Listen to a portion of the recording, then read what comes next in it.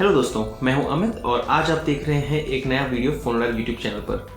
आज हम बात करते हैं एक नई कंपनी के बारे में जिसका नाम है रिंगिंग बेल्स, जिसके बारे में आपने कभी सुना नहीं होगा, लेकिन ये पिछले 2 दिनों से न्यूज में है एक नए फोन के बारे में जो लॉन्च किया है इन्होंने 251 रुपए की प्राइस में, जिसका नाम है फ्रीडम 251। और आज हम इस कंपनी के इस प्रोडक्ट के बारे में कुछ चीज़ों के बारे में बात करेंगे। हो सकता है ये कंपनी एक स्कैम चला रही है या नहीं, हमें कुछ पता नहीं, लेकिन हमें इन कुछ सवालों के जवाब चाहिए इस कंपनी से। हमने इन्हें मेल किया हुआ है लेकिन इसका अभी तक इन्होंने कोई जवाब नहीं दिया।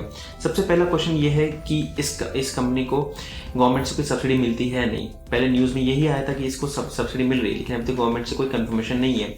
जिसका मतलब ये है कि अगर इन्होंने एक फ़ोन लॉन्च किया है 251 रुपये में, जिसका प्राइसिंग कम से कम 1500 रुपये होता है अगर आप चाइनीज़ सेलफोन मार्केट्स में जाते हो तो ये एक बहुत बड़ा सवाल है कि इस कंपनी ने 1500 के से कम भाव में इस फ़ोन को कैसे बेचा। क्योंकि इसका अगर आप बिल्स ऑफ मटेरियल निकालते हो, जिसको आप BOM बोलते हो इंग्लिश में, तो इस फ़ोन का बेसिक जो एक्सपेंसेस होती है LCD के लिए या फिर बैक पैनल, रैम, हार्डवेयर जो भी होता है, सबका मिला के कम से कम 1500 रुपये तो कॉस्ट बनता ही है। लेकिन इस कंपनी ने 250 रुपये में कैसे प्रोवाइड किया ये हमें पता नहीं है और इसी के बारे में जानना चाहते हैं। इसके अलावा इसकी जो वेबसाइट है ये सिर्फ 1 हफ्ते पहले रजिस्टर की हुई है। इनकी कंपनी की तो पहले से एक वेबसाइट थी, लेकिन इन्होंने एक नई वेबसाइट रजिस्टर की जिसका कोई अभी तक समझ में नहीं आ रहा है, क्योंकि उन्होंने अपनी पुरानी वेबसाइट पर ही सब कुछ लॉन्च कर सकते हैं, लेकिन इस नए फ़ोन के बारे में कोई इन्फॉर्मेशन इन्होंने अपनी पुरानी वेबसाइट पर कुछ नहीं रखा है। इसके अलावा ये जो फ़ोन है, अगर आप इसके डिज़ाइन पर ध्यान दोगे तो ये एक एग्जैक्ट कॉपी है एडकॉम आईकॉन 4 स्मार्टफोन की, जो ऑलरेडी 4000 रुपये में फ्लिपकार्ट और अमेजोन के ऊपर बिक रहा है। तो इसका मतलब ये होगा कि ये कोई मेक इन इंडिया के अंडर में कोई फ़ोन है ही नहीं, ये पूरे का पूरा फेक इन इंडिया है। मतलब इन्होंने एक फ़ोन को उठाया, उसको रीब्रांड किया और इन्होंने लॉन्च कर दिया, जो इन्होंने 250 रुपये की प्राइस में लॉन्च किया हुआ है। और इसके अलावा इस फ़ोन का जो डिज़ाइन है, जो आइकॉन्स है, वो सारे के सारे इन्होंने आईफोन से कॉपी किए हुए हैं। इसका अभी तक कोई समझ में नहीं आया, क्योंकि अगर इन्होंने एक नया फ़ोन बनाया होता मेक इन इंडिया के अंडर में तो इन्होंने एटलीस्ट कोई इंडियनाइज्ड आइकॉन्स यूज़ कर लेते, लेकिन इन्होंने सारे के सारे iOS 9 या iOS 8 के आइकॉन्स उठा के अपने फ़ोन पे दिखा दिए हैं।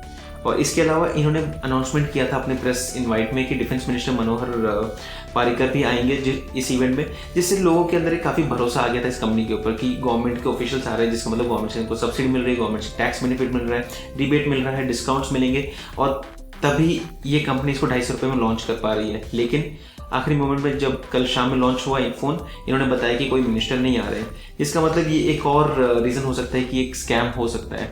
लेकिन इसके अलावा इस फ़ोन का कोई BIS सर्टिफिकेशन नहीं है और कोई और सर्टिफिकेशन भी नहीं है, और कहीं पर इनके फाउंडर्स का भी कोई इन्फॉर्मेशन नहीं है, जो हालांकि टेक्निकल बिजनेस से है ही नहीं, जो एग्रीकल्चर बिजनेस से आते हैं, बैकग्राउंड से आते हैं।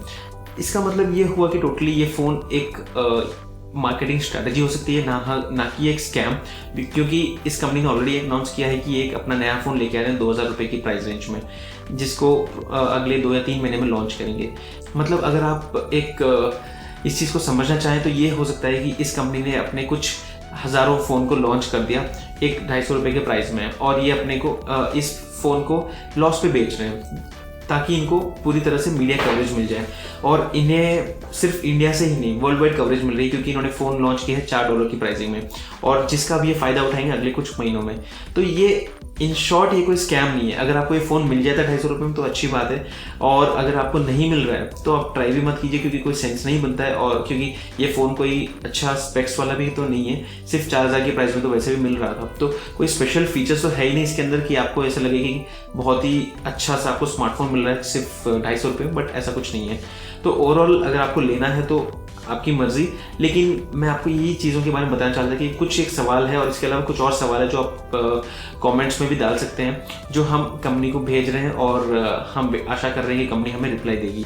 तो ये कुछ एक सवाल थे हमें फ्रीडम 251 फ़ोन के बारे में। अगर आपको कोई और सवाल हो इसके बारे में तो हमें ट्वीट कीजिए या फिर नीचे कॉमेंट सेक्शन में बता दीजिए। और इसके अलावा इस वीडियो को लाइक करना मत भूलना, और सब्सक्राइब कीजिए फोनडर को, और हम बातें करते हैं अगले वीडियो में। Thank you.